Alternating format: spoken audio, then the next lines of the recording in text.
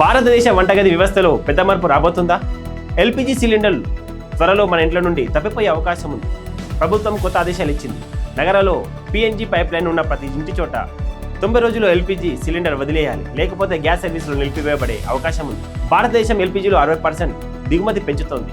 90% సరుకు state of హార్మేజ్ మార్గం ద్వారా వస్తుంది. మధ్య ప్రాచ్యంలో ఉద్రిక్తలు ఉంటే మన వంటగదులు నేరుగా ప్రభావితం అవుతున్నాయి. పిఎన్జి అంటే పైప్డ్ న్యాచురల్ గ్యాస్. 24 గంటలు నేరుగా ఇంటికి వస్తుంది. బుకింగ్ అవసరం లేదు, వేచి ఉండాల్సిన పని లేదు, సిలిండర్ లిఫ్టింగ్ లేదు. 20 నుంచి 30% వరకు చౌకగా ఎల్పిజి తగ్గిస్తుంది. ప్రభుత్వం లక్ష్యం కేవలం సౌకర్యం కాదు, ఎల్పిజి సిలిండర్లు గ్రామీణ ప్రాంతాలకు వెళ్తాయి. దిగుమతులపై ఆధారపడటం తగ్గుతుంది, కాలుష్యం కూడా తగ్గుతుంది.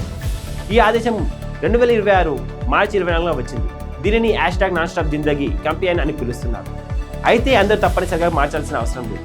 మీ బిల్డింగ్లో పిఎన్జి ఏర్పాటు సాధ్యం కాకపోతే మీరు మినహాయింపు పొందుతారు. కానీ మీ ఇంటి వద్ద పైప్ లైన్ ఉండి కూడా ఎల్పిజి వాడితే ప్రభుత్వం చెబుతోంది ఇప్పుడు మారాల్సిన సమయం వచ్చింది. మరి మీ అభిప్రాయం ఏమిటో కామెంట్ బాక్స్లో కామెంట్ చేయండి. ఇలాంటి తాజా వార్తల కోసం ఎస్ఏ న్యూస్ తెలంగాణను తప్పకుండా ఫాలో చేయండి. ధన్యవాదములు.